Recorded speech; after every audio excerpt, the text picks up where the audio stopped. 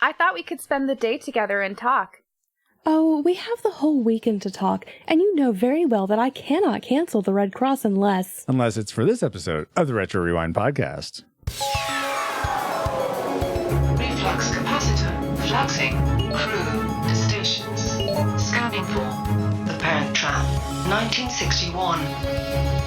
Prepare to rewind in 3, 2, 1.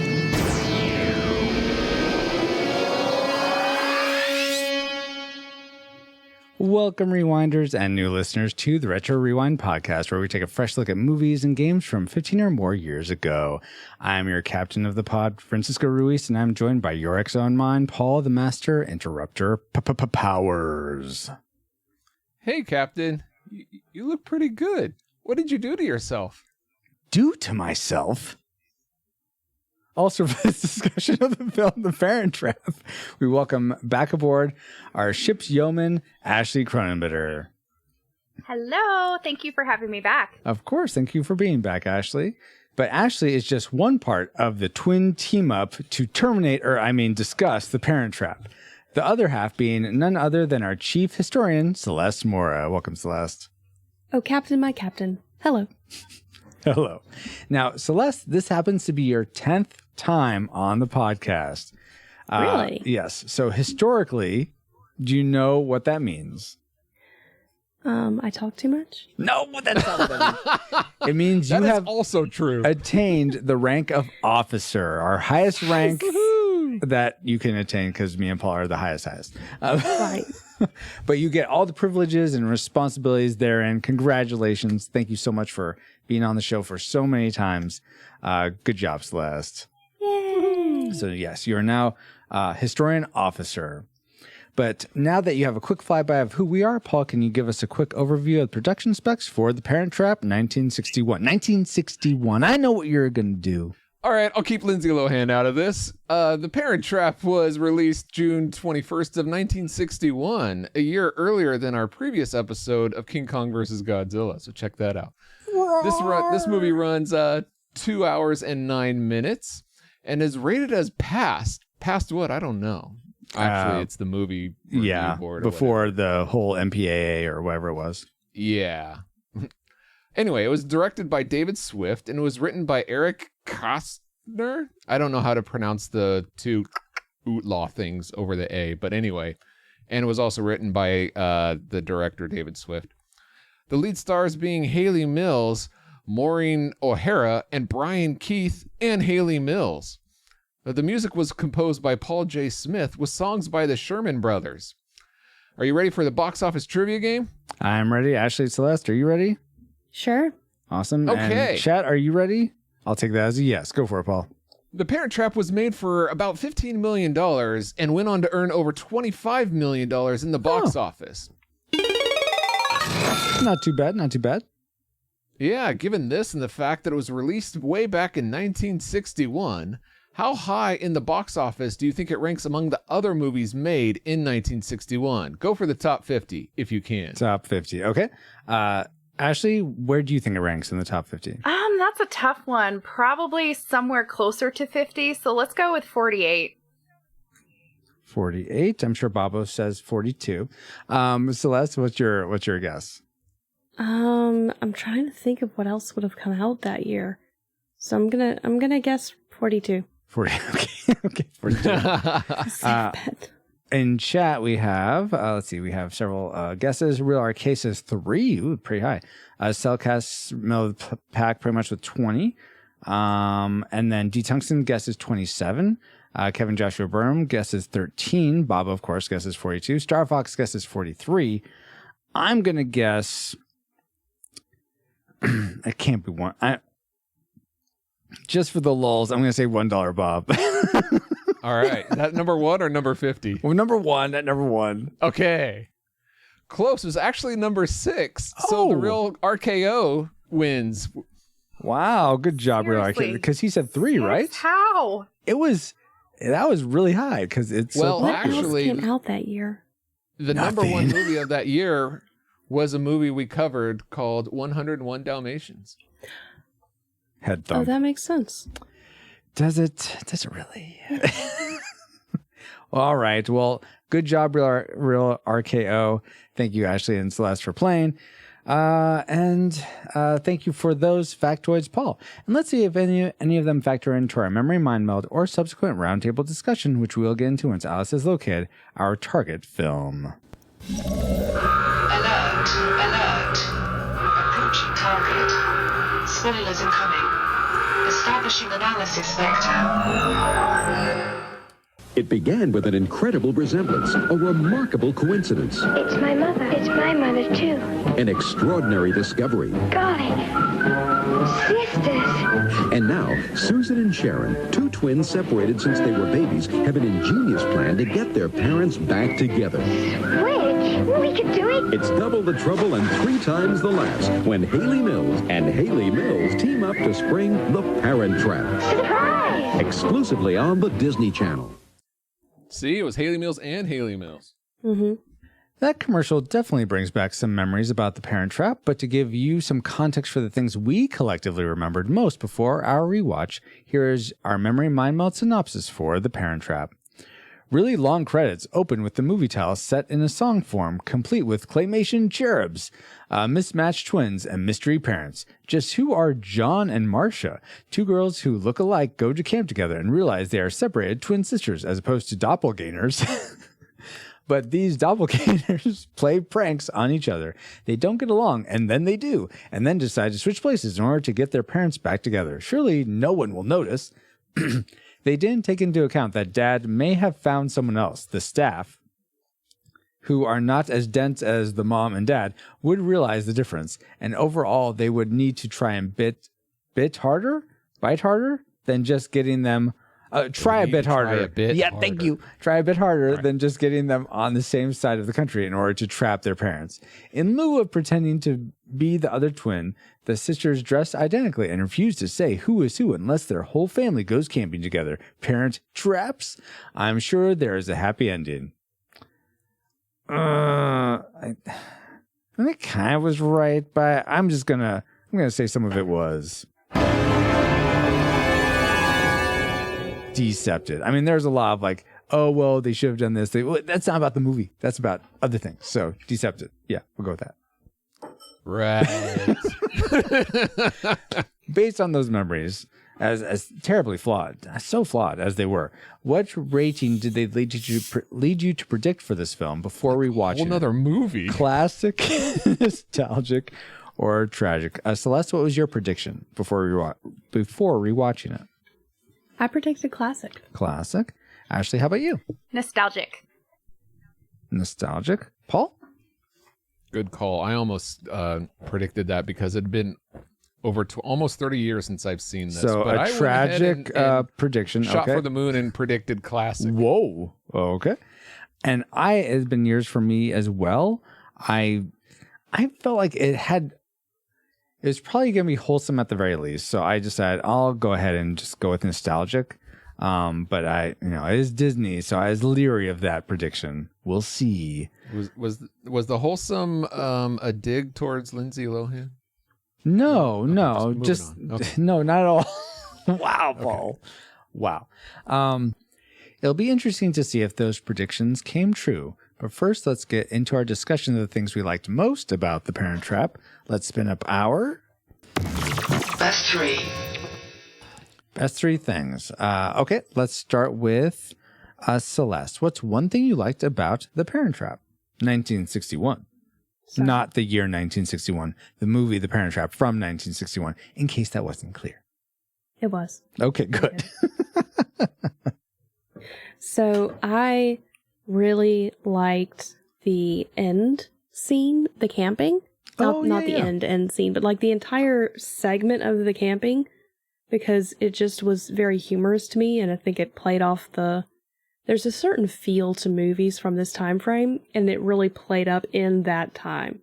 Like that was just, it was really funny, and the tricks, you're like, they're predictable, but they were humorous and they're kind of harmless. So, and it was kind of like, it was kind of nice that it was a bookend to the beginning where that started at camping, used a lot of the same scheming and stuff. Yeah. So that was kind of nice. Oh yeah.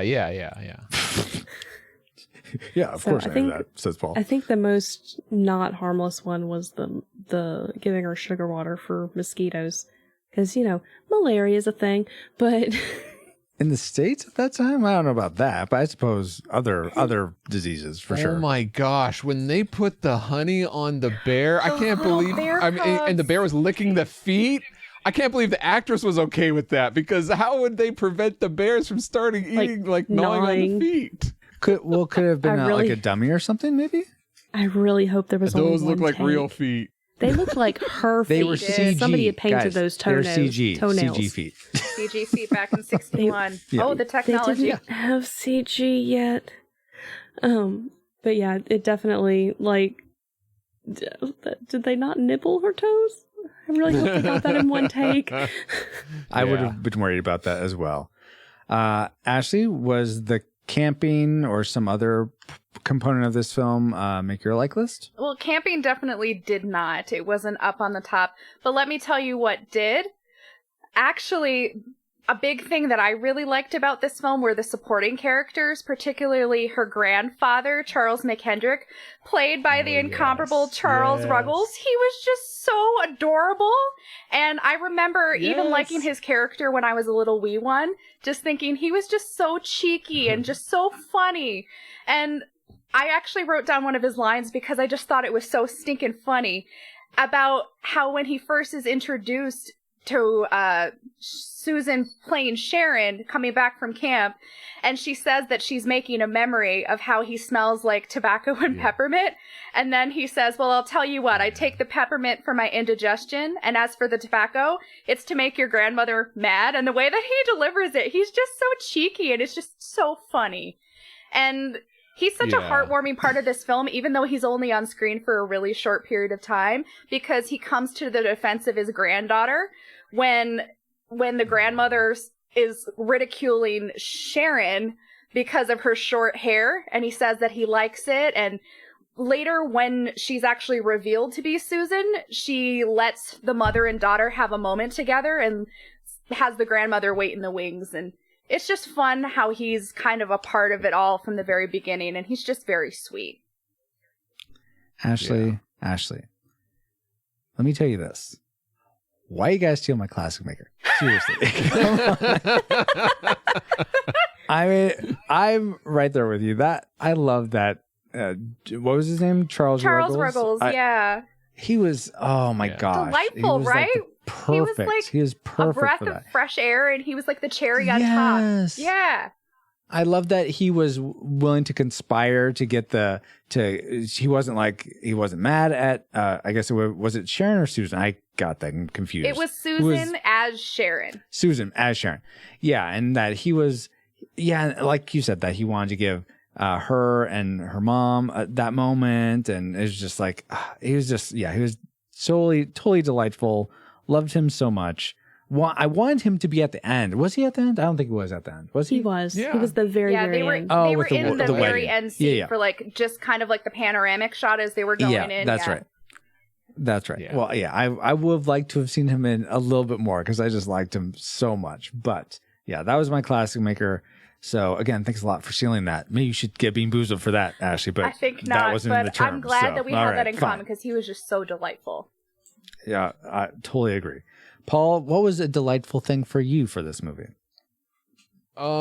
As soon as the movie began, the delightful music of the Sherman Brothers came on, and it was just so nice. I really liked the music in this film.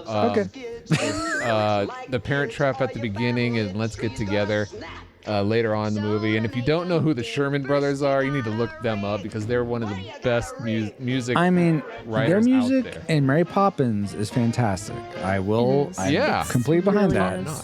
I wasn't really feeling it in this one, but okay, that's fine. It's good. They're good. Do you know Next. who sang the opening song, Paul? Annette Funicello and somebody else. Yes, I don't know Annette who full the of somebody Jello, else. and who was the other person, Ashley?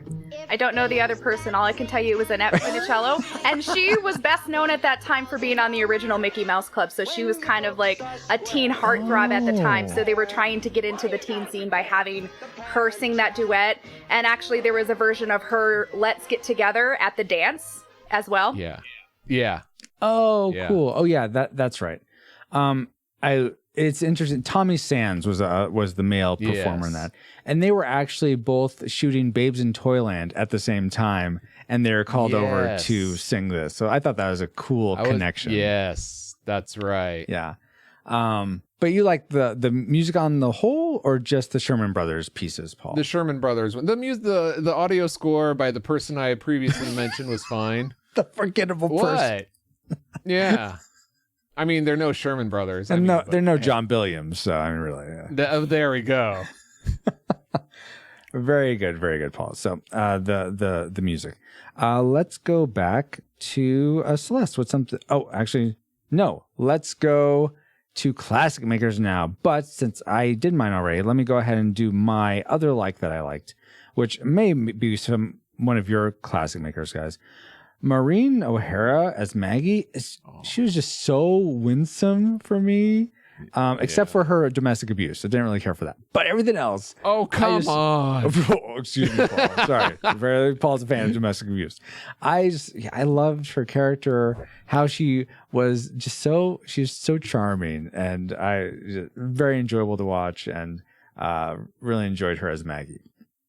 So, let's see. Let's go for classic makers. Let's go to Celeste. Were any of the characters your classic maker, or was there some other element of this film that you love the most?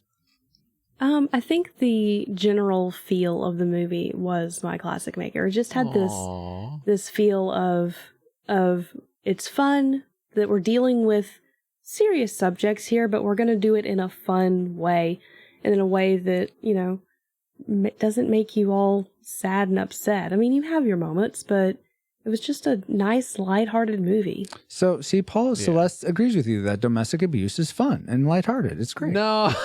See? No. Want to clarify, I don't. Never mind. I don't. I know, of course. No. I'm totally. We are.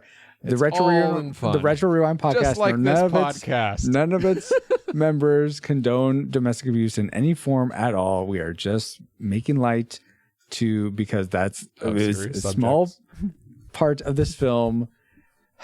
Now you make me feel bad, Paul. Thanks a lot. Okay. Anyway, Celeste, the overall podcast is just like the film. The overall fun is what was your classic maker. Fantastic. Ashley, did the overall fun happen to be the thing you love the most, or was there something else? It was not. Actually, my classic maker was a lot of the dialogue in the movie. It was just so memorable, and it still packs a punch 60 years later. I think of the maid. I can't believe it's 60 years ago. Yeah, I cannot 60 believe years that. ago, but honestly, some of the lines. Did you say packs a punch? I thought we were not talking about domestic violence like that. Oh no! Oh no! Then let me. We do not. Please continue. Let me rephrase. There's a lot of classic one-liners in this film, especially from the maid Verbena. When she's saying, Yes. I'm not saying a word, not one single word. And the fact that it kept coming back in her delivery, she was just spot on. Una Martell was so good playing this cheeky, in everyone's business maid, and the way that she delivered that was great. And I think of some of the things that people said to each other, like the house staff at the McKendrick house saying, "Wait till your grandmother sees your hair," and just how serious they were. And it made me laugh each time. And then I go back to that line delivered by the grandfather about to make your grandmother mad, and their delivery is just spot on each time. And it has to do with that classic dialogue. And you think of the conversation that Sharon is having as Susan with her father, and he asks, "How do you think of Vicky?" She's like, "I've always wanted a sister." And it's just so great. Oh my gosh. So funny. And then I even think of later on when Susan and the mother show back up, and she's introduced to Vicky, and she goes up to Mrs. Robinson, and she goes, "Oh, Vicky, you're just as beautiful as you've described," or something along those lines. And it's just so flawlessly delivered. And then she's like, "I'm Mrs. Robinson." And it's just the writing. I can't tell you how many times I found myself just giggling over these silly little lines, and it's it's amazing to me, like, how funny something that was funny then can still be funny to me now. The interaction between the grandfather and Maureen O'Hara when she was getting ready, where he's basically going, "Oh, dress is lovely." I forgot about that. That's You're so such great. a brave woman for wearing your hair aging like with that, grace 'cause and that's not dignity how or the- something like that. Like, So good. it was so well done that you're like, oh my gosh, I know what he's doing, but he's Exactly. doing it Yeah, in such and a then way she's that's saying, like, that's the worst possible thing anyone could ever say. And just I'm the sorry, delivery dear. of these lines, they're so good. Yes. I was Totally. surprised. There were a lot of tones in that conversation, and then when the mother, Maureen O'Hare characters, meets Vicky, and there were a lot of underlying tones that I didn't recognize as a kid. I mean, as a kid, you know what's going on. Yeah. But the way that it's written Exactly. and the, like, little digs that each of them are giving to each other, it is so. I have to agree, it's very well written, even by today's standards. Those this scenes. movie wins Absolutely. the award for passive aggressiveness. But it does it But they do it so in, good. I was about to say they do it in a way of grace and tact that is missing in today's culture. That is true. Totally agree with that. Absolutely. Well, what was the most graceful and or tactful and or funnest part for you, Paul? Well, no one has mentioned Haley Mills, so I'm curious if Haley Mills is your classmate. I was about to say, yes, it's similar to what you were saying, Francisco. For me, it's the cast.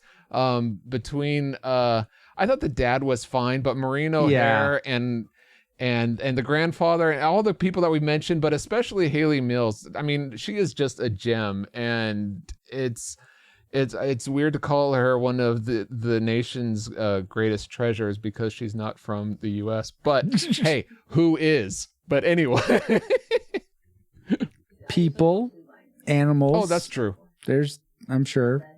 Anyway, Yeah, we're not going to go there. But anyway, no, just the cast was delightful in this. how many hot topics can we touch on tonight during this wholesome Let's Parent see. Trap discussion? Racism, abuse. This is run the gamut. Okay.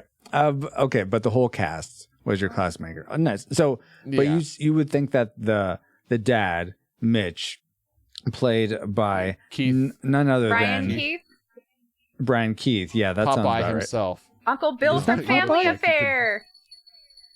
Yeah. right. Sure. Yeah, him. He was the weakest link. Goodbye, you'd say. I don't know if he's the weakest link, but of the The main characters. I mean, he was still, he did not do a bad job. He No, was still yeah, I wasn't enjoyable trying to say that. But he wasn't as memorable as some of the other characters, is what I mean. So he wasn't a scene stealer. No, but I do like the way he lit up sometimes. He did a good job. So Yes, I'm yes. not trying to discount him. Sorry, Brian, but May you rest in peace. Yeah. Awesome, guys. Well, I guess we can move on to the. Oh, wait a minute. Don't move on. I think there's something you forgot. yeah, you're right, Paul. There is something I forgot because I always seem to forget something. Oh my gosh, yeah. So here's the thing I forgot, guys, that I liked. Spirit Blade Productions. Since 2006, Peter Franson has been operating Spirit Blade Productions to create entertainment and resources that equip, encourage, and inspire Christian geeks. And soon after starting this indie studio, Peter expanded to include a ton more content and community under the banner of Christian Geek Central. I am personally a big fan of what Peter is doing, and you can join me in supporting him on Patreon so that we can help keep his ministry going and growing. Not to mention, support can unlock fun rewards for you to enjoy. Head over to patreon.com/spiritplayproductions for all the details. That's great. And Pater's awesome, so check him out. But is he a twin or something? What does that have to do with the Parent Trap? Paul, Yes, Francisco. this seems... Wait. Oh, yeah. No. Dang it. I had this so perfect in my head earlier, and I didn't write it down because I didn't want to tip my hat to you what it was. Edna mode. Fine. Whatever. Notes are Edna mode. important. Notes are so Put it in important. post. No, I know it now. I remember it. Paul, okay. Now, I'm surprised you didn't pick up on this, but Peter has covered on his YouTube series and the podcast WandaVision. See the connection? No. Only 'cause if you've Wanda seen and Paige- WandaVision. Elizabeth Olsen is a twin. Oh. No, she's not. She's the younger sister sibling of twins. Yeah, she's not Ashley Kate or Mary Olsen. Wait, what? They're not twins? No. Elizabeth She's Olsen. You're not kidding on Full me. House. Elizabeth Olsen is the No. younger sister of Mary Kate and Ashley Olsen, the iconic duo that played Michelle Yeah. in Full House. She's not one of them. She's their Seriously? sister. Seriously, No, you Yeah. guys are. we're serious. All right, moving on. I'll let Francisco figure that out Let later. me check. Emily Dickinson wrote. Yeah, it's right here. I got the. No, I think you guys Mary are Shelley, wrong. Anyway, Mary Fact check Shelley, yourself, Mary Francis. Shelley. Now she's gonna haunt you. That's a different Mary. okay, you know what? But I Fine, do- guys. Maybe there is no But connection. I do like how Haley Mills and Haley Mills got to both play in this movie. Yes, that was nice. All right. Well, regardless of lack of connection, how about some trivia? Let's would have that some trivia. would that be fun? I think that'd be Yes. fun. Okay. Trivia. Did you all realize? Did you all realize that this movie and the 1998 adaptation featured product placement from Nabisco? In this movie, the girls are seen eating Fig Newtons, and in the 1998 They version, look generic. the because girls- they were kind of huge in today's I was saying standards. that, yes, I was saying that pre-show. And in the 1998 version, the girls are seen eating Oreos dipped in peanut butter. So my question to you guys is, what is your favorite snack food? So let's start with Paul first. Let's go with M&M's. My favorite is mint, but you know it's good to have peanut on hand when there aren't mint around. Wow, glad you're prepared, Paul. Ashley, how about you? Probably cheese and crackers. I'm like as simple can be, but you get a good brick of cheese and you slice it and you've got some good crackers. It's really filling and it's delicious. Do you have a It's called particular thin crust pizza. Do you have a particular wow, Paul? A particular flavor of cheese you prefer? That would be extra sharp cheddar. Ooh, that's pretty good. Celeste, what is your favorite snack food? I am a big fan of ice cream. Ooh, yeah. Yes. Just in general, ice cream Nice. is a Do thing you have for a me. particular maker that you like better? I do, but I have two. So I have issues where I can't have as much sugar. It makes me sick. So I have a flavor or a brand for when I'm being good, and a brand where I'm going, I'm gonna regret this later, but in the moment I don't care. Yeah. And I'll just pay the piper later. So, Still. but my there's a brand called Rebel ice cream that they use erythritol and xylitol as the sweetener, which is not quite as bad for you as like aspartame. And then they're pretty good. It tastes close to real ice cream. And then Nice. I like Brahms ice cream, which is it's a Texas company. Okay, I was Did going to he say, I make haven't heard of Dracula? either of those. Wow, Paul. Yes. Bram Stoker's ice cream. It's Blood flavored, I'm sure. I'm not gonna say that because it's to inappropriate in die some for. countries. It's to die for. Nice. It's to undie for, Paul. Because they're the Yeah. undead. Yes. Makes you want to live again. Oh my gosh. Okay. Well, that's fantastic, guys. Thanks for those answers. Great trivia, Francisco. And I have our answer to our last audience question, which again, what was the first kaiju movie you saw? Ooh. Thank you to Nathan and Drew for answering the questions, but the Dapper Man beat you to it because his name was drawn this time. Bwahaha. And this was his response. The first kaiju movie I saw was the original 1933 King Kong. Thank you for sharing, Kevin, and you'll get a free month of Fourth Dimensional Fan Club membership to cause all sorts of mayhem and havoc visual effects to happen on our live streams. Yes, indeed. So, yay. Now, here is this episode's listener question. Are you ready? What is your favorite snack food? What is your go-to munch, nom, nom? Yes, indeed. So send your answers to trivia@retrorewindpodcast.com or leave a comment below in the video version of this by the time we record the next episode, which gives you usually a week and a couple of days. But now that we have all had some trivial fun, let's find out what memories you, our awesome rewinders, had about The Parent Trap. Becky Williams says, I can probably quote the whole movie. Kevin Joshua Burnham says, a fun family film. Can't believe Disney made so many sequels with Haley Mills on The Parent Trap. Yeah, it's quite a... Yeah, there's 2 and 3, and then I think that was it. Are there more? So. I think there's just 3. There's one where she's an adult. There's 3. I think that's 2 and 3. 2 and There's 3 2 and when 3, she's and then adult. there's a third spin-off of 3. What? What? Yeah, there's... Well, the third one is they go to Hawaii. Oh, no, that's right? Saved by the Bell. Indiana. This is not Good Morning, Miss Bliss. I'm sorry. Yeah, that's it. Yes. All right, now I have to Google this. I swear I saw Parent 4. Trap 3. But watch me be wrong. But, well, while Maybe it was Paul's double looking that up, vision. Yeah, double let's see, vision. Stephanie There's Russell. Parent Trap, honeymoon, a Hawaiian honeymoon. Okay. Was that considered 4? Sorry. Sure, whatever. We're going to take some time. Yeah, let's and take we're some gonna time. dive deep into this. Because there We was need 2. Parent Trap lore. There was 2. I remember right. there were, Then there was 3. and then there was. And then there 3 was the Hawaiian honeymoon. The Hawaiian honeymoon. I feel validated. You're right. Yes. There were 4. Good job. Well done. I know my Parent well Traps, done. and I've seen them all, and it's a big downhill. Your claim to fame. Oh, in terms of quality of the films, you mean? Oh, okay. Gotcha. Oh, it's a good thing you weren't Disney saying her Plus. claim to fame was downhill. Well, yeah, that's why I thought too. Stephanie Russell, back to your memories. Stephanie Russell says, I need to watch this movie again. The original is always good. Paul, I expect a really good impression for this next one. No. I don't know why. Anyways, Applesauce Photography 2018 says, I remember everything. Love this film. High point, the revenge sequences at both campsites. Ha ha ha. That sounded just like applesauce. I could hear close apple. enough. Yeah, I think so. That's what applesauce sounds like, in case anyone was wondering. Exactly. Applesauce photography, but okay. Wardale White says one of the first movies I would see when the Disney Channel came on in 1983, when it was Likewise. a channel that parents could watch with their children.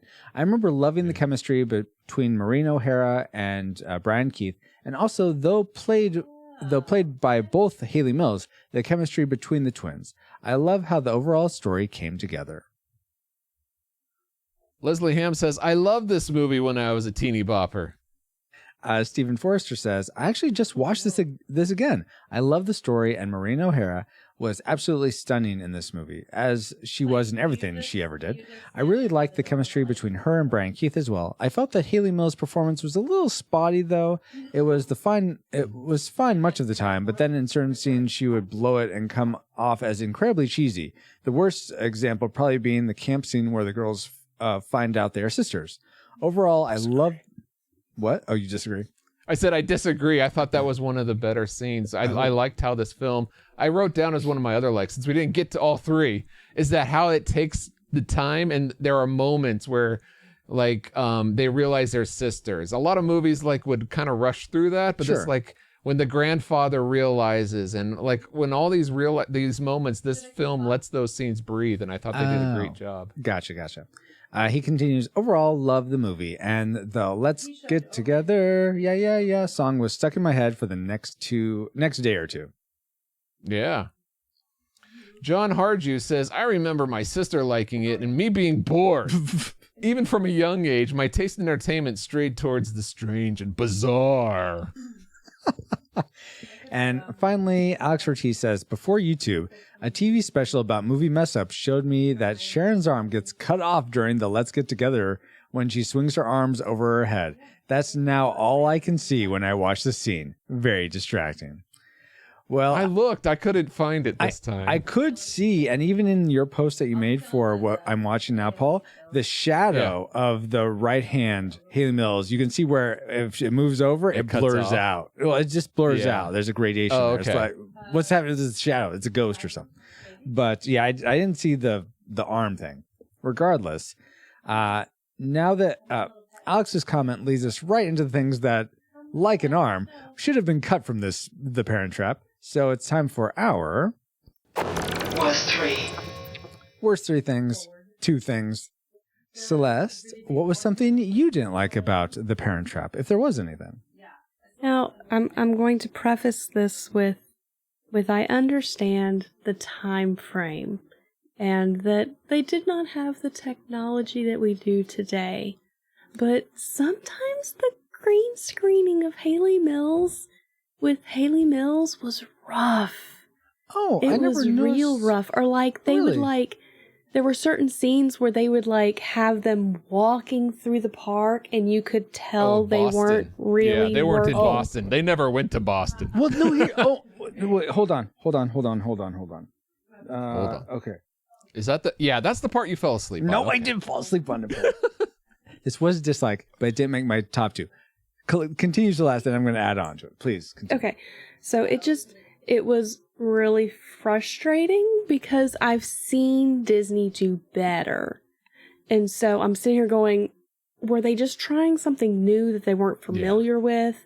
Like, was this a brand new technology that they were trying to do? Or, because the stuff with Mary Poppins that they were doing with the cartoons and whatnot was great. It was fabulous. That's a different background image than a real. It is. And maybe that's the issue, but it was a little rough sometimes. It made me go, ooh. So that was What is this? I'm watching a movie? Come on. So what I'll add to that is, so I didn't notice anything that was really rough about Haley Mills and that aspect of it. But when it went from they're in a green screen taking a picnic and then walking, doing the let me just move back and forth and we're pretending we're walking. I'm like, what the junk, Disney? And then they, to make matters worse, they pull out to a wide shot where they're in the actual park. I'm like, okay, why couldn't you just film in the park? I was like, okay, maybe they had to do this in a studio. They couldn't get to a park. All right, fine. But no, they're literally in the park. And then at the end, they do a green screen of the ranch that they've been filming on for most of the movie for the wedding. I'm like, oh, come on, what's wrong with this? It was like it was an alternate scene added at the end. We need something at the end. I mean, okay, I could see that, but it's still, that just really perturbed me. That it's because the overall quality is they're on set, they're at the camp, it looks great. They're in the ranch, they're in all these places. You got to remember, this was filmed 60 years ago. They weren't expecting people to watch it on home video. They thought maybe people would watch it once, ever maybe, and then if they were lucky enough to have it re-released in theaters, it would be at least 10 years. So it's going by quick. But I suppose that's a good point, Paul. It did make my dislike list, but it was cut off as well. All right. But you're absolutely right. It was mind-boggling to me how Haley Mills looked so good with Haley Mills, but they didn't look good in a park. I mean, well, see, and then even sometimes when Haley Mills was with Haley Mills, there were issues, and you're like, I can see the line, but I also have to take into account that when I was a kid watching this movie, because I remember going, that looks weird. But we recorded it off of the Disney Channel onto a VHS. So which was legal at the time. That's true. Oh, good. That's good to know. But it might have been. I don't know. Actually, I think it's always been legal to record off the TV if it's free over air. There was at one point, it wasn't legal. It wasn't illegal, but then they made it legal in the very early 80s, because you're essentially just coming out. You're essentially just time shifting your viewing. So yeah. Well, whatever it was, I watched it multiple times, and I just always attributed the weirdness to this is on a channel on a VHS that's now 10 years old. So watching it on Disney Plus makes me go, oh no, that wasn't just the VHS. Although I will admit it was nice to not have the ad for the Disney Channel in the middle of the movie. Nice. Yeah, that's back when the Disney Channel was not as good. Started when it started to become not good. Mm-hmm. Womp, womp, womp. Downhill Disney Channel, womp, and it's womp, still womp, down there. Yep. What are you going to do about it? Whoa. I'm surprised. So they still have the Disney Channel, even though they have it's Disney really Plus? weird. Why they still have them around is beyond me. They just should put everything on Disney Plus and get it over with. Regardless. Because some people still pay for cable. Apparently. Let's go to Ashley next. What's something that you didn't like about Disney Plus? I mean, the Disney Channel. I mean, The Parent Trap. I couldn't have been the only person bothered by Hayley Mills slipping into her British accent. Could I have been? It drove me absolutely batty at certain points in the movie because I did watch it on Disney Plus, and I watch most things with subtitles on. And you know they're making a point when the subtitles actually say, in parentheses, British, whenever Sharon was speaking. And I was about to say, that was Sharon's role. That was her neighborhood. They grew up in that. Yeah, no was her one else in her family has that type of uppity accent. They carry themselves in a way, they're poised. And they have a sort of accent for Boston in the 1960s. But because they were older and they had more of an acting background, I felt like they carried themselves with kind of almost like a transatlantic accent because they were classically trained and grew up in the early days of screen time. And Hayley Mills, she was very young at the time, so there would be times when she would be playing Susan, and it would be ever so subtle, but it was very convincing that she was doing her best job mimicking an American accent. But when she was playing Sharon, she dropped into it more heavily than other times. And there were certain moments in the movie where I just got lost, and I'm like, this is driving me crazy. Why am I getting so mad at this? It was like a suspension of disbelief for me, just because she kept, and the fact that Disney Plus had it in parentheses, British, and then the lines. And I'm just like, nah. See, to me, and I may be giving Hayley Mills too much credit, but to me it was more a matter of, because she was Susan pretending to be Sharon. Right. When it was happening. And so to me, her slipping in and out of it was indicative of the fact that she was pretending to be a twin that she wasn't. I didn't notice it when they were in their right spots. Happened a little bit here and there, but I guess I'm just so used to it. I mean, I'm thinking of like what they did in the remake to kind of change that and make it actually incorporated into the film. But this, I'm like, I understand that Hayley Mills was fairly young at the time, and it could have happened to anybody, but the fact that it happened so frequently, it lost me. I'm like, people from Boston in the 1960s don't sound like that. I'm sorry. Yeah, we're time travelers. We would know. Yeah, right? We would know. I wonder if this is a product of, now, so for me, I think I've only honestly seen this movie one time before as a kid at some point. And then seeing it this time, I didn't notice that, but I wonder if I was so sort of focused on the other elements of like what's going on in the story and following that and just seeing that through and just seeing other elements like bad green screen that I didn't pick up on that. Though if I've seen this movie several times over the course of my life, I'd be more ready to pick up on stuff like that. So I wonder if might be the case here. Yeah. I'm sure it's there. I noticed that there was something, but it didn't bother me because I think I was just too focused on other things. Yeah, I think it's because I've seen this movie so many times and we actually had a legitimate copy on VHS. And whoa, shots fired. We had it in the Disney plastic clamshell, so it came out in the 90s, and we watched it on home video. And I remember watching this movie so much, and I'm like, she always sounded a little off to me. And it wasn't until as I got older, I'm like, oh yeah, she's British. Yeah. You British. She was born of Mr. Robinson of the Swiss Family Robinson. Oh my gosh. That's her dad. Great. Paul, what's fine? What's a dad? What? That's not a joke. What's something that's bad about Parent Trap for you? Oh my gosh. So Ashley touched on this earlier when she mentioned the running joke of wait till your grandmother sees your hair. Well, look what you've done with your hair. So it was long before and now is short. And guess who has short hair? You? Her grandmother. Hypocrite. It looks almost exactly like her grandmother. Right. And she's like, why'd you cut your hair? To look more like you, grandmother. Don't you like it? So, okay, well, here's something that I think is more of a time issue for me, because I wonder the whole hair issue. I wonder if there's something missing for me, having not grown up in that era, that styles meant something different. Like, because the mom had her hair up, and then she had it fuller, and then that was more like youthful, I guess. And so, and then but then the grandma had hers up, but then she was sad when then Hayley Mills or Sharon cut her hair. It was confusing to me. I wasn't sure what certain hair types were supposed to indicate. Like the the Vicky, who was the young person that Mitch was going to marry, I was like, you don't look that young. You and Maggie look about the same age. So I'm like, okay, I guess you're young. I would actually say that Maureen O'Hara looked younger. Yes, a little bit. Yeah, almost. So it's the silver hair. Yeah. Though I did look it up. The Vicky was played by a 26-year-old, and Maggie. No way. Yeah, she looked like 56. I know, right? Like, That Well, and me hairstyle and Paul didn't talked help about her. this. It didn't help her. No.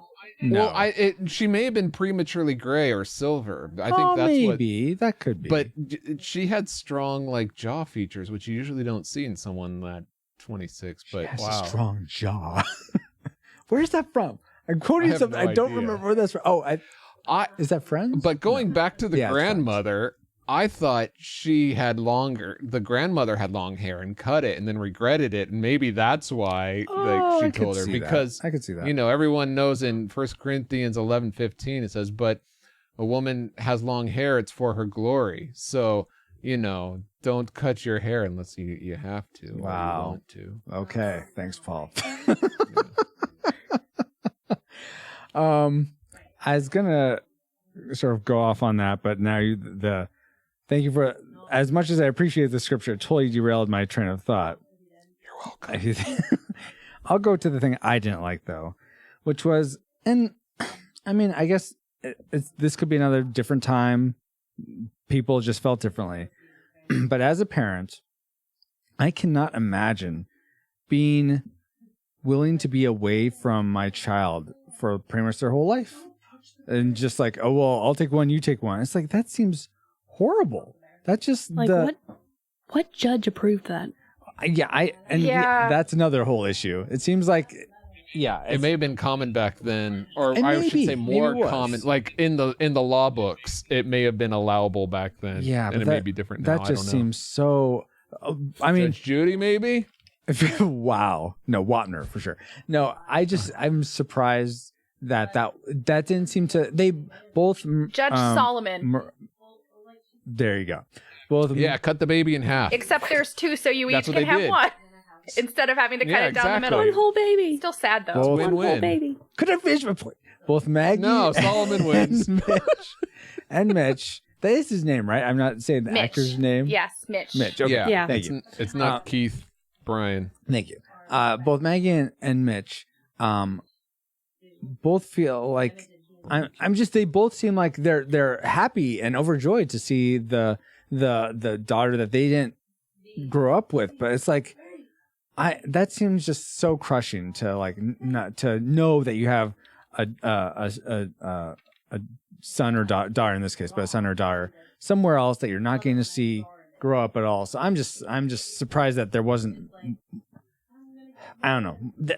It seems like there'd be more to that they would address that in some way, but they don't. And so I'm just like, I'm a little flummoxed about that. So that's more personal Does that to go into me. your tragic maker? No, it actually 'Cause it actually does not go into my tragic maker. My I thought tragic your maker is very much a Francisco thing.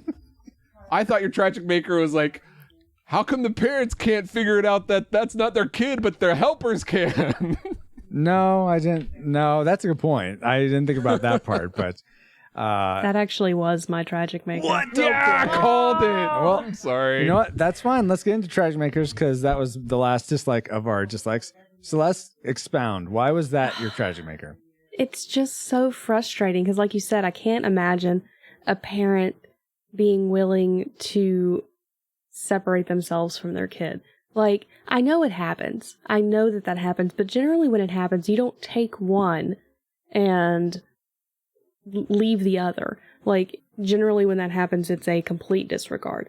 And so I'm sitting here going, why would you do that? Like, what kind of therapy do these girls need to go through now because mom rejected this one and dad rejected this one? Like, what is happening to these children psychologically? So Well, it according just, to the dad in this, you just don't think about it. yeah, no, that's, I mean, it's very 60s. Yes, I predict that as well. Cellcast. So, but it was so sad to me. And then to see the parents reunited with the other one that they thought they hadn't seen, it just, it almost ruined the feel of the movie because they were so upset. And I'm going, you did this to yourselves.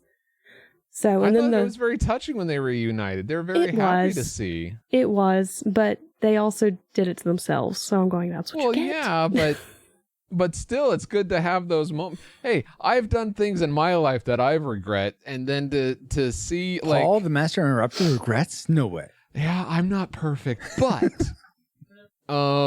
it would be great. I thought it was great to see them reunited.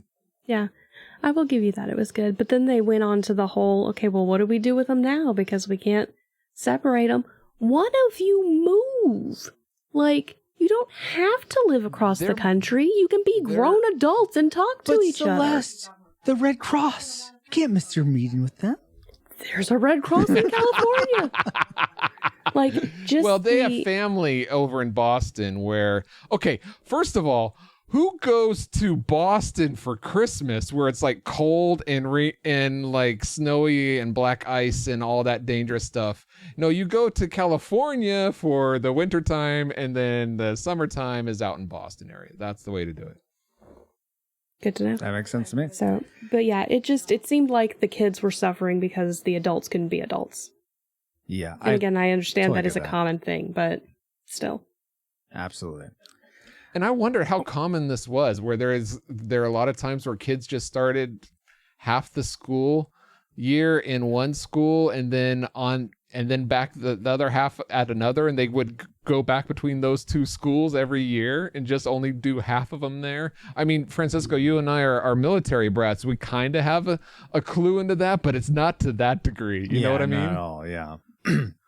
Yeah, you're still moving around with your family, and you have a core set that's always that familiarness that's always there. Yeah. But yeah, that would be really strange to do something like that. Yeah. But let's move on to Ashley. What was your tragic maker for The Parent Trap? Well, I definitely agree with all those things that were said about how that's really tragic, how the twins were split up. The thing that bothered me the most about this film was that there seemed to be little to no consequences for so much of the things that happened in this film. I look back to the very, very beginning, and you think of the girls playing pranks on each other, and how the girls that actually sabotaged the bunk, there's zero consequences for them. And I know, like, well, they never got caught, and it's like, but the girls who were in that cabin got punished, and it's like, seriously, would they really do that to themselves? Why are you punishing them for something that they had no part in? And the only reason why they got that retribution is because, a canoe got tipped over, and we're wet, so now we need to get revenge. And it just was so silly, and there seems to be almost zero consequences. The only consequences that happened was the two girls getting paired together in the isolation table and tent. Everything else... Well, that's because they got caught fighting. They got caught. Yeah, they got caught. But everything else that happens later, there seems to be little to no consequences. These girls, they lie to their parents. They impersonate each other. Their parents are like, I'm so happy to see you. And I mean, it's great that they got to reunite, but there was no consequence for that. And then at the end, when they just go and they are doppelgangers and they refuse to tell who is who, and they're basically pouting and throwing a fit. I mean, I get it. They didn't want to be separated, and it was the only thing that they could come up with. And what happens at the very end? Like, the parents get together, the girls don't get any kind of punishment that we know of. And basically it's saying, like, yeah, just lie to your parents, impersonate each other, and have no consequence, because it doesn't... Does the end justify the means? Are there ever no consequences? And that, as an adult watching that now, I'm like, seriously? You're basically telling them that it's okay to do this. So your tragic maker in this are disobedient kids. Unfortunately, yes. Victory! Wow. Did not see that coming.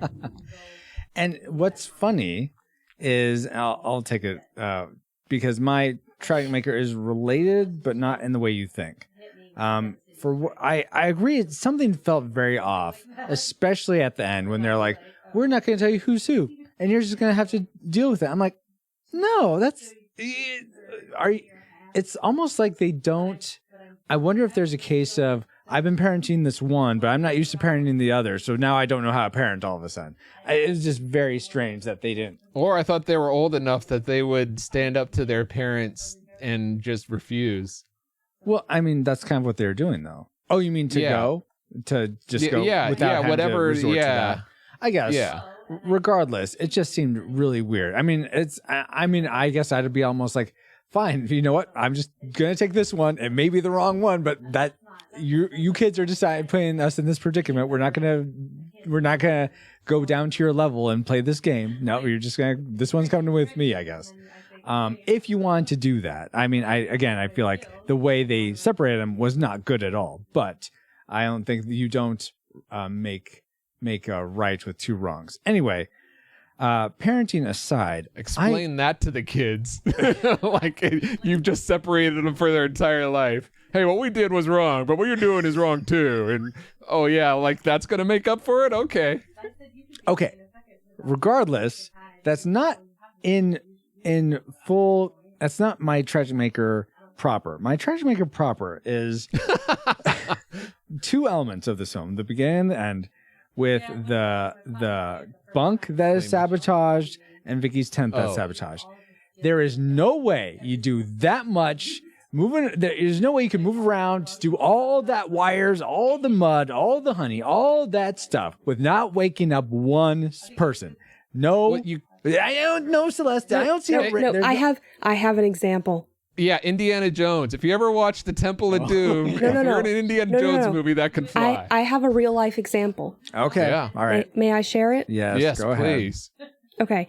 I am a really hard sleeper. There you go. I have to have the most obnoxious alarm clocks. My alarm clock on my phone has math that it makes me do before it stops so that I get up and don't just hit the button and go back to sleep. And I'm going to have to figure out how to make it give me more harder math problems because I'm starting to get to the point where I can do the easy math in my sleep. But anyway, when I was a teenager, we went to a camp. Now, I was getting sick. We didn't realize I had asthma. I was getting pneumonia. We didn't realize it. Ooh. And so I was like, to make it worse. I was like bad sick. And it was like a winter camp, so it was cold. And so we were in these rooms on bunk beds. We were in our own private room. So everybody that I knew was around me. It wasn't like we were just in the long hall ones. But I was so hard asleep when it was time to get up.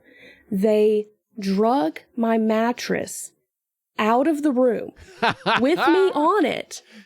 I stood up. I grabbed the mattress. I walked back in and I half put it on the bed. And I was still asleep. Yeah. There's pictures. I've done some sleepwalking myself, but there are people that you can do that. There are heavy sleepers. Not everybody's like that. That would be a fair rebuttal, Celeste, except for the fact that there's 3 different people.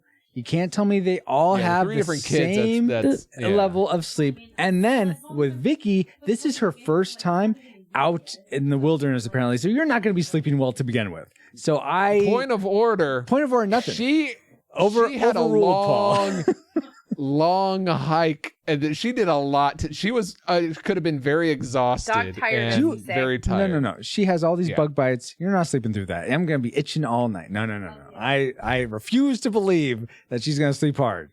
She's going to be woken up by the slightest thing because, oh my gosh, wilderness, nature, it's all over me. It's going to wake her up. It's in the script, so there you go. Truer words were never said. Plot armor. All right. Plot sleep aids. I get it. Okay, fine. Well, that's still my Tragic Maker, is that it just seems completely... We're talking about... Ashley was saying how suspension of disbelief with the accent... This was totally, I could not suspend my disbelief that these people would not wake up. Okay, regardless. And how many movies have you slept through, Francisco? You did not wake up?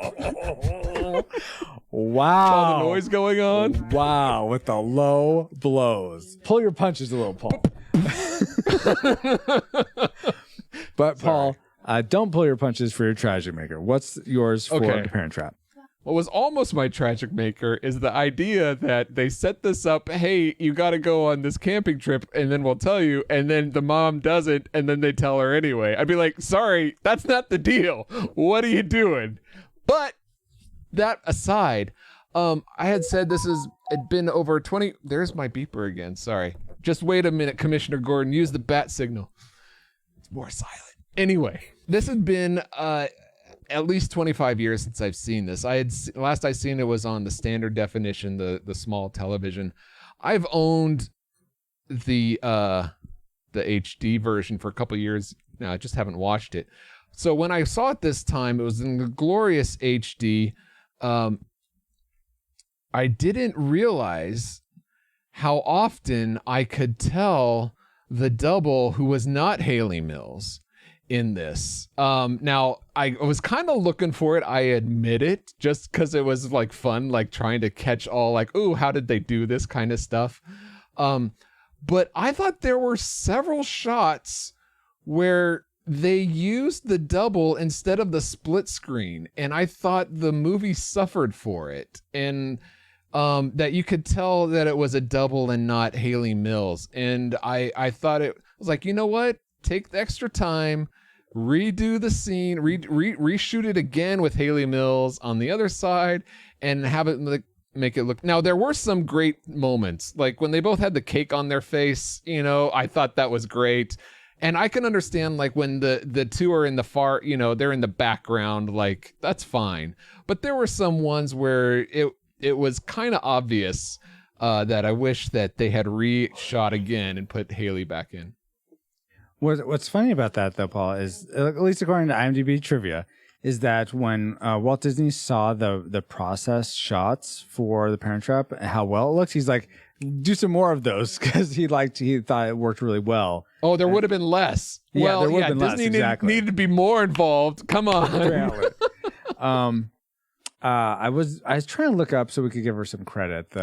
The actress who the was because it was here. I felt kind of bad in all the promos. They never promoted her, you know, because they always said Haley Mills in it twice. Well, she was actually Susan Henning. She actually took on the role as Haley Mills' double. But her contract, she signed away her rights to be credited. But at the wrap party, Walt Disney presented her with the small statue of Donald Duck, called the Duckster, in recognition of the best unseen performance on film. So nice. She at least got a Duck trophy. I guess that's something. But okay, so you're upset that they didn't do more of the Haley Mills and actually Haley Mills together. Yeah, there were times when you're looking for it, you can tell, and I mean there are times where you can tell like in the backdrop, but like for example, when they're both laughing at the when they're camping at the end and they're laughing at Vicky falling into the lake, it's a straight on shot of the double laughing facing you, and Haley Mills is turned away, and then she turns and it's her. It's like most of the shot is on the double rather than Haley Mills. Oh, I didn't notice that. It should have been twice. Oh. Well, that's what I'm saying. Okay. A lot of it was my own thing where I was kind of looking for that. Yeah. But that's an example where it's like, okay, you wanted the shot of them laughing. That was a terrible one to use, but if you're looking for that kind of thing. Gotcha. All right. That's very fair, guys. And now that we've all entered our trajectories into the firing computer, Alice, do you have a firing solution for us? Yes, somewhere. Firing solution complete. Rating salvo at the ready. On your mark. All right, guys. Do we rate The Parent Trap 1961, the original Actually, I think there was a version before. No, there was. Sorry, it's based on a book. It's based on a book, but apparently there's another film that came out that this is almost the identical plot to. Regardless. Oh, really? Yeah. There's a twin movie about the twin movies. No, it's you're all looking. And they go to Hawaii on their honeymoon. Hold on, I'll try to find it. There's triplets in those later movies. Thank you. Yes. The movie called, again, IMDb trivia, grain of salt. So apparently the movie Twice Blessed from 1945, which is an MGM film, the plot is nearly identical to this movie, apparently. So interesting. I've never heard of Twice Blessed, but I guess it's very similar. Regardless, given all, now that we've two identical who have been split up since their parents divorced 7 years before. Oh, this is the Parents, synopsis? The twins are very different. Stephanie is shy but brilliant. So that's what I was saying. Maybe back then it was more common. Oh, to have them split. Yeah, maybe it was. All right. Maybe. Fair point. Regardless, talking about Parent Trap, 1961. Not Twice Blessed? No. Okay. Sorry. Wrong podcast. How do we rate this film? A classic. We'd recommend anyone go see this film, whether or not they've seen it before. A nostalgic, if you saw it as a kid, yeah, definitely worth your time to revisit it and just sort of bask in the nostalgia of it. But if you've never seen it before, I'd probably give it a pass. Or a tragic. It's not worth anyone's time today, whether or not you've seen it before. And if you have seen it before, don't re-watch it because you'll sully any good memories you have of it.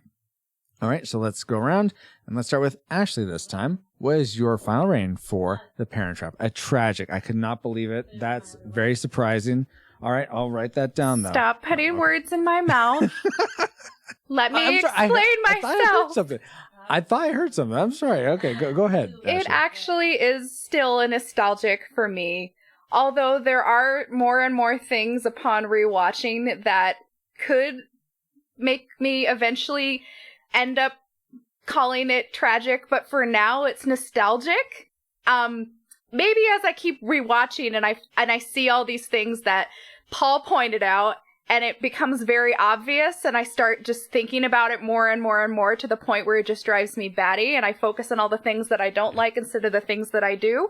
It ultimately could be that, but for now, nostalgic, just because I have such fond memories watching this with my mother and my grandmother growing up, and we would sing Let's Get Together because we had Disney sing-along songs, and you would follow the bouncing ball, and that particular song from the movie is on Disney sing-along songs, and we would sing it together.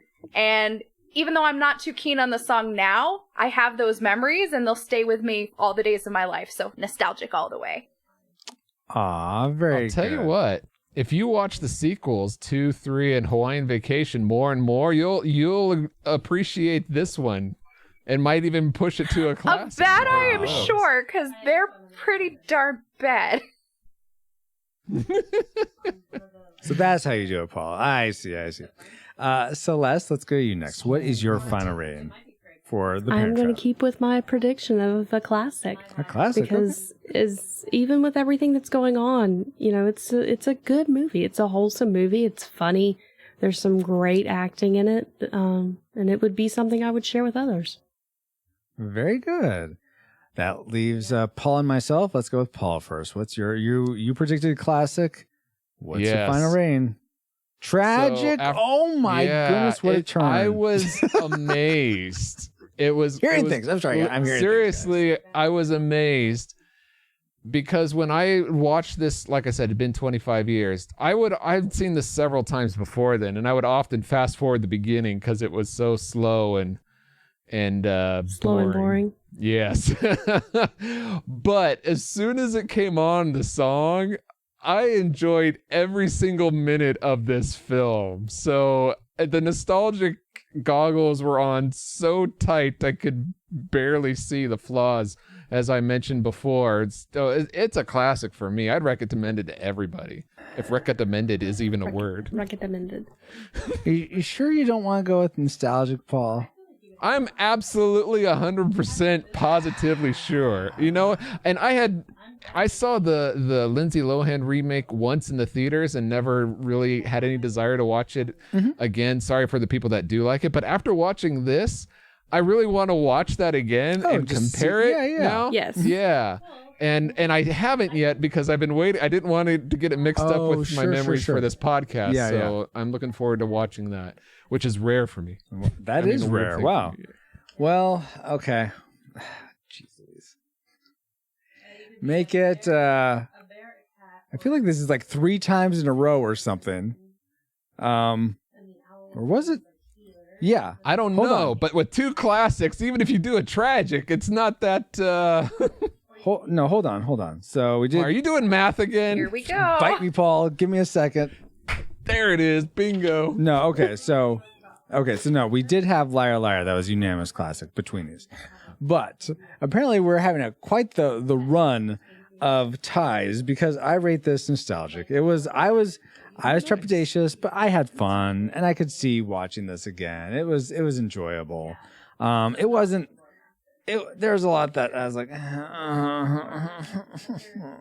that made it didn't hit classic at all for me. It's the 60s. Maybe that's it.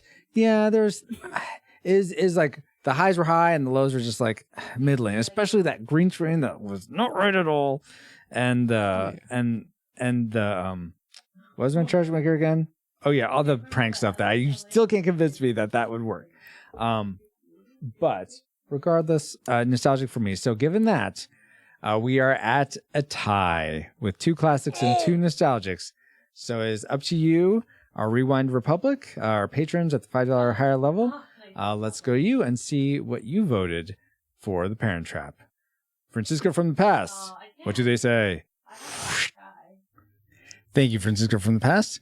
And thanks to our patrons at the Rewinder Republic level, they were kind of split on their decision, but if I take their votes into consideration and then our votes into consideration, I would say it's safe to assume The Parent Trap 1961 is a disputed nostalgic film. That's the Retro Rewind podcast review. We'd recommend, if you have fond memories of it, definitely it's worth rewatching. But if you've never seen it, probably watch maybe another version or something else entirely. Back to Francisco and crew from the past. What? Really? Well, I guess I could see that. Well, there you have it, folks. Yeah. All right. Well, good to know. Thank you again for helping us decide that, patrons. All right, guys. Well, I guess with that, it's time to get back to our own time. Good old 20XX. 20XX. Comsat online. Receiving incoming transmission. Feels good to be back, but we wouldn't have been able to travel back to 1961 to begin with if it weren't for our amazing reflux capacitors, namely Jared Holzhauer, Deborah Powers, Brian Keating, Patrick Hicks, LJ Lowry, Chris Cowan, the Feel and Film Podcast, Chris Owens, Geek Devotions. Oh, one of them's right here. The Untold Podcast, Mrs. Lomax, James Kinnison, Drew of the Cellcast, Ashley Cronenbitter. Oh, she's here too. Pastor Dewson, Kennethan, Redeemed Utaku, Ryan Lingle, That's Our Bobo, Josh Adams, D. Tungsten, Andy Lewis, and Jeff, in addition to 4 other awesome patrons as well. Thank you for fighting crime in a future time, and also for keeping the gigawatts coming. And if you want to help keep us flying for as low as $1 a month and get bonus content for your generosity, head over to retrorewindpodcast.com/support to help us grow via Patreon, Subscribestar, or PayPal.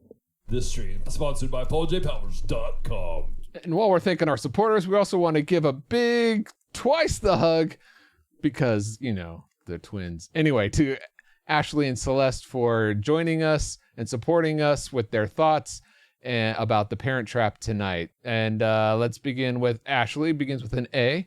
So where can people find you online? Is there anything cool that you're doing that people should know about? Nothing really to promote at this time, but you can definitely find me on Instagram and on Twitter at APK1186. I like to post pictures of my cat, my nerdy collections like enamel pins and Funko Pops, and I like to tweet about Jesus and all things nerdy like video games and anime, whatever's on my mind. Are you still going through the entire Star Wars stuff? That kind of burned out on that, but I think it's time that I should probably revisit that. I stopped. Yeah. I want to say I stopped and started and then stopped and then I never started again. So yeah, so you're in between. Yeah, I'm in between, and I know that I was on season 4 of Clone Wars, and it just really picks up pace from what folks have told me, so I think it's time I buckled myself back in. Yeah, you got to prepare for the new seasons of what's that one from Rogue One? Anyway, are you excited about that? I'm excited about All that. Star Wars, anyway. Bring it on. Are Yeah. you and talking also, about Bad Batch? Yeah, yes. Bad Batch is coming up. People should look Yeah. forward to Bad that. Batch is from Clone Wars. Are they in the Clone Wars? Mm-hmm. Mm-hmm. I know. All I know is I haven't seen Clone Wars. Well, I saw that horrible CGI movie back when it came out. But I know it's linked to Rogue One, I think. But Celeste, same question to you. Where can people find you online? Is there anything cool that you're doing that people should know? You can find me under anything on all the socials at Geek Devotions. At Geek Devotions. Okay. You can also listen to me play a very southern character on Playing Games with Strangers. So we have some pretty good storytelling that goes there, and a lot of people who are a lot more talented than me doing voices. So it's fun to listen to. Oh, we should have them on. This just in. A new patron has arrived. Thank you for fighting crime in the future time, Little Ronin. Woohoo! Welcome. Never mind. Yeah, this is a first, so we're not sure where to go from here. But thank you. Welcome to the cool club, Little Ronin. Exactly. Yeah, the cool club. That's what we'll call it. The Rad Rewinder community. Indeed. Let's see. So thank you all again so much, Ashley, Celeste, Paul, for helping review this movie. And a hearty thanks to those of you listening for the first time, and of course all of you who are a part of our Rad Rewinder community, which Paul just mentioned. You all who watch us live every week, whether we are recording this podcast or I'm playing retro games, are such an amazing group of people helping sustain the pod. But if you're looking for ways to get involved in growing this Retro Rewind endeavor, reach out to us on social media where we are at Retro Rewind Pod pretty much everywhere. You could buy some of our merch, leave us a review on Apple Podcasts or Podchaser, become a monthly patron, or simply just share your favorite episode of the podcast with a friend so that more people can enjoy the content of the Retro Rewind Pod. I'm not saying a word, not one single word. But you've been listening to RetroRewindPodcast.com/223, our review of The Parent Trap with me as your XO, PaulJPowers.com. You can find me and all my socials at PaulJPowers.com, but I'm not saying a word, not one single word. Well, thank you for being an amazing friend, Paul. Even though apparently you're not saying any word. No interruptions, apparently, from this point forward. Good to know. And thank you for being on this another fun voyage with me. I have been and continue to be the captain of the pod, Francisco Ruiz. Find me on Twitter at FXRetro_, especially if you need pixel art work commissioned. Speaking of commissions, we've been commissioned to announce. Are you sure we want to say commissioned? Because that's a lot of commissions. Are we sure we want to? It's the segue I chose. Just go with it. All right. We've been paid to tell you that no, we are. It's not. No. That's what a commission is. We're not paid. We're paid in we get mentioned on as in other Spirit Play and other Christian Geek Central podcasts. Well, that's why I'm not saying a word. But I will say that we are part of the Christian Geek Central network at ChristianGeekCentral.com. So, but again, I'm not saying a word. Thank you, XO. And thank you all for listening. We really do pray that you are more joyful now than when you first hit play. But like a Pokemon, we gotta catch you all for Pew Pew Mega Man 2, our next episode of the Retro Rewind Podcast. Retro Rewind mission complete.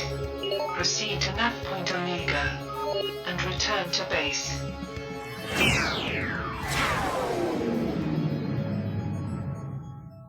Not one single word.